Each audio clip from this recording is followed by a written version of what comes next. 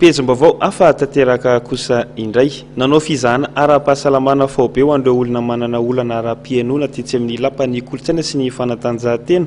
Androany ny Rotary Club eto Antananarivo sy ny Starkey Earning Foundation. Fanadidina avy hatrany. Tony Erlaz, mpianatra amin'ny kilasy Karabola ao amin'ny fitoerana Akama 67 hectares. Hatrany Amboka nefa nisy olana ara-pihainoana izy. Efa nisy amin'ny fitsaboana teo aloha, dia izao zay efa mianatra amin'ny Akama. Dia naheno tamin'ny télé zay dia izay nampatonga ny anakaty. Izy zany efa lavitra be amin'ny fahainoana. Dia namiteny aminazy zay dia tsisy heno izay teneny, dia izay nampatonga ny napiditra anazy tany amin'ny Akama. Dia sady resaka tanana zany zay no tiany. Iray amin'ireo olona manana olana ara-pihainoana mandrafitra ny 4,700 mponina eto Antananarivo Erlaza kely. Maro ny antony mitarika amin'ny fisian'ny olana ara-pihainoana araka nambarany mpitsabo.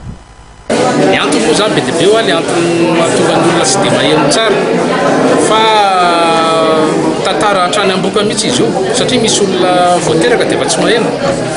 Zay le congénital reny zany fa misy indray antony hafa hoe atao reny anaterahana isy problema le olona na dia eo fotoana iterahana fotsiny ary tratran'ilay fahasarotana eo ampiiterahana dia mety arenina koa le zaza dia ao koa ny aretin'ny ankizy be dia be ny aretina virale, bonibony, kitrotro, meningite indrindra mety tarika faharenenana daholo reny dia akoatran'izay ilay tontolo ronono misy mitsiranoka aty zany amin'ny sofina.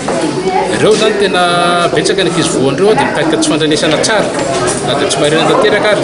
Hatramin'ny 10 ora maraina nanomboka ny forana ny filaram-be teto ivelan'ny lapan'ny kolontsaina sy ny fanatanjahantena Mahamasina.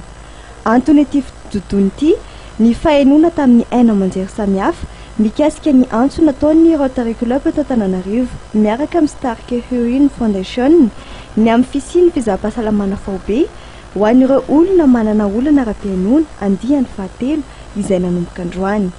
Ty hetsika nataony ity moa zany dia hetsika fanamarihana 70 taonan'ny Rotary International ka ny club eto Antananarivo zany misy anaky 5 ny eto Antananarivo renivohitra miampy ny Enivato dia miampy ny club any Antsirabe Stomasina zany no manao an'ity hetsika goavana ity.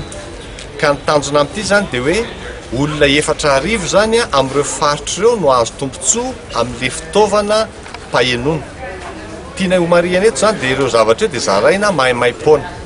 Ho any Antsirabe dia amin'ny 17 sy 18 febroary zao no hanaovana ny fizahana ary ny 3 ka hatramin'ny 10 marsa kosa ny fitiliana ny Tomasina.